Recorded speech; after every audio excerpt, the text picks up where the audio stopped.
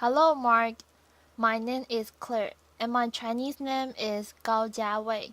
I'm freshman, and my student number is 51. And the topic is one more reason to get a good night's sleep. And the speaker is Jeff Iliff. Sleep is something we spend about a third of our lives doing. But do any of us really understand what it's all about? 2,000 years ago, Galen, one of the most prominent medical researchers of the ancient world, proposed that while we are awake, our brain's motive force, its juice, will flow out to all the other parts of the body, animating them but leaving the brain all dried up. And he thought that when we sleep, all this moisture that filled the rest of the body would come rushing back, rehydrating the brain and refreshing the mind. Now, that sounds completely ridiculous to us now, but Galen was simply trying to explain something about sleep that we all deal with every day. See, we all know based on our own experience that when you sleep, it clears your mind, and when you don't sleep, it leaves your mind murky. But where we know a great deal more about sleep now than when Galen was around, we still haven't understand what it is that sleep, of all of our activities, has this incredible restorative function for the mind. So today, I want to tell you about some recent research that may shed new light on this question. We have found that sleep may actually be a kind of elegant design solution to some of the brain's most basic needs, a unique way that the brain meets the high demands and the narrow margins that set it apart from all the other organs of the body. So almost all the biologic that we observe can be thought of as a series of problems and their corresponding solutions. And the first problem that every organ must solve is a continuous supply of nutrients to fuel all those cells of the body. In the brain, there is especially critical. Its intense electrical activity uses up a quarter of the body's entire energy supply, even though the brain accounts for only about 2% of the body's mass. So the circulatory system solves the nutrient delivery problem by sending blood vessels to supply nutrients and oxygen to every corner of our body. You can actually see it in this video here. Here, we're imagining blood vessels in the brain of a living mouse. The blood vessels form a complex network that fills the entire brain volume. They start at the surface of the brain, and then they dive down into the tissue itself. And as they spread out, they supply nutrients and oxygen to each and every cell in the brain. Now, just as every cell requires nutrients to fuel it, every cell also produces waste as a byproduct, and the clearness of what waste is the second basic problem that each organ has to solve. This diagram shows the body's lymphatic system, which has evolved to meet this need. It's a second parallel network of vessels that extends throughout the body. It takes up protein and other waste from the space between the cells. It collects them and then dumps them into the blood so they can be disposed of. But if you look really closely at this diagram, you will see something that doesn't make a lot of sense. So if we were to zoom into this guy's head, one of the things that you will see there is that there are no lymphatic vessels in the brain. But that doesn't make a lot of sense, does it? I mean, the brain is this intensively active organ that produces a correspondingly large amount of waste that must be efficiently cleared. And yet, it lacks lymphatic vessels, which means that the approach that the rest of the body takes to clearing away its waste-borne work in the brain. So how, then, does the brain solve a waste clearance problem? Well, that seemingly mundane question is where our group first jumped into the story, and what we found as we dove down into the brain, down among the neurons and the blood vessels, was that the brain's solutions to the problem of waste clearance. It was really unexpected. It was ingenious, but it was also beautiful. Let me tell you about what we found. So the brain has this large pool of clear fluid called cerebrospinal fluid. We call it the CSF. The CSF fills the space that surrounds the brain, and waste from inside the brain make their way out of the CSF, which gets dumped along with the waste into the blood. So in that way, it sounds a lot like the lymphatic system, doesn't it? But what's interesting is that the fluid and the waste from inside the brain, they don't just percolate their way randomly out to these pools of CSF. Instead, there is a specialized network of plumbing that organizes and facilitates this process. You can see that in these videos here, where again imagine into the brain of living mice. The friend on your left shows what's happening at the brain's surface, and the friend on your right shows what's happening down below the surface of the brain within the tissue itself. We have labeled the blood vessels in red, and the CSF that's surrounding the brain will be in green. Now, what was surprising to us was that the fluid on the outside of the brain, it didn't stay on the outside.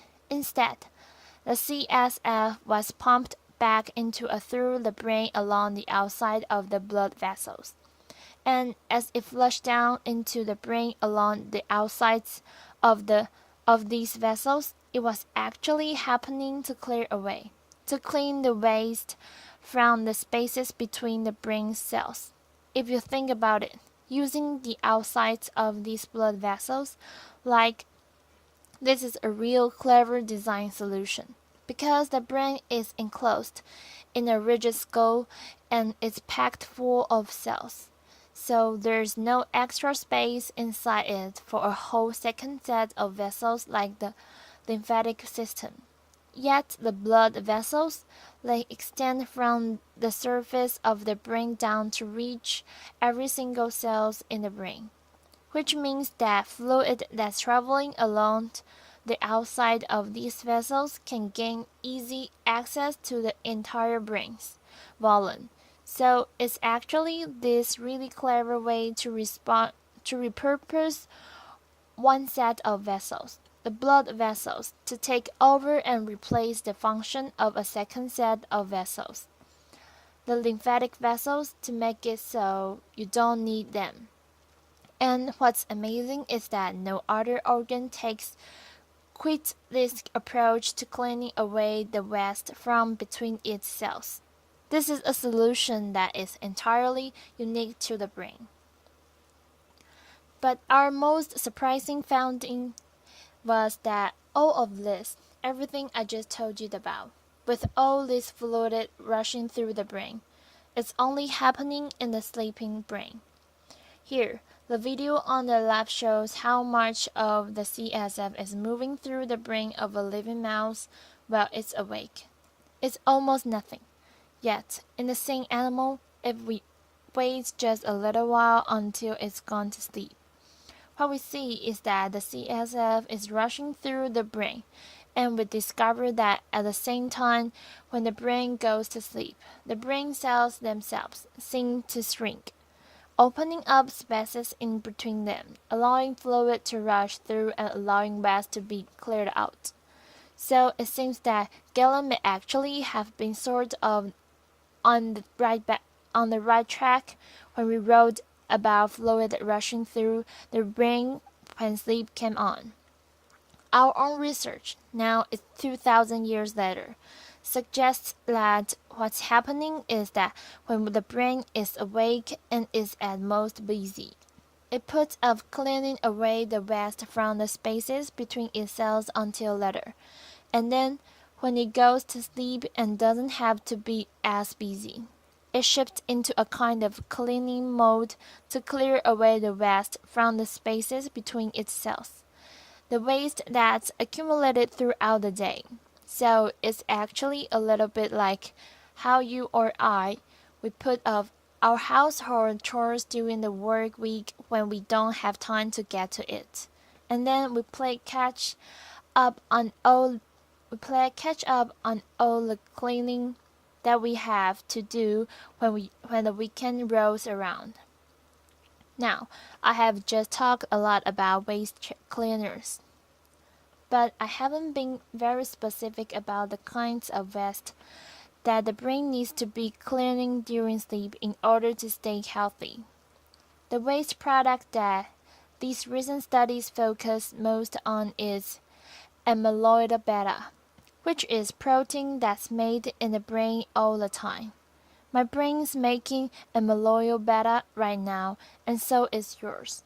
But in patients with Alzheimer's disease, amyloid beta builds up and aggregates in the space between the brain cells, instead of being cleared away like it's supposed to be. And it's the build-up of amyloid beta that's thought to be one of the key steps in the development of that terrible disease. So we measured how fast amyloid beta is cleared from the brain when it's awake versus when it's asleep. And we found that indeed, the clearance of amyloid beta is much more rapid from the sleeping brain. So, if sleep then is part of the brain's solution to the problem of waste clearance, then this may dramatically change how we think about the relationship between sleep, amyloid beta, and Alzheimer's disease. A series of recent clinical studies suggest that among patients who haven't yet developed Alzheimer's disease, worsened sleep quality and sleep duration are associated with a greater amount of amyloid beta building up in the brain. And while it's important to point out that these studies don't prove that they could sleep or poor sleep cause Alzheimer's disease, they do suggest that the failure of the brain to keep its house clean by cleaning away waste like amyloid beta may contribute to the development of conditions like Alzheimer's. So, what this new research tells us, then, is that the one thing that all of you already knew about sleep, that even Galton understood about sleep, that is refreshes and clears the mind, may actually be a big part of what sleep is all about. See, you and I, we go to sleep every single night, but our brains, they never rest, where our body is still and our mind is walking in dreams somewhere. The elegant machinery of the brain is quietly hard at work cleaning and maintaining this unimaginably complex machine. Like our housework, it's a dirty and a thankless job, but it's also important. In your house, if you stop cleaning your kitchen for a month, your home will become completely unlivable very quickly. But in the brain, the consequences of falling behind may be much greater than the embarrassment of dirty countertops, because when it comes to cleaning the brain, it is the very health and function of the mind and the body that's at stake. Which is why understanding these very basic housekeeping functions of the brain today may be critical for preventing and treating disease of the mind tomorrow. Thank you. Applause.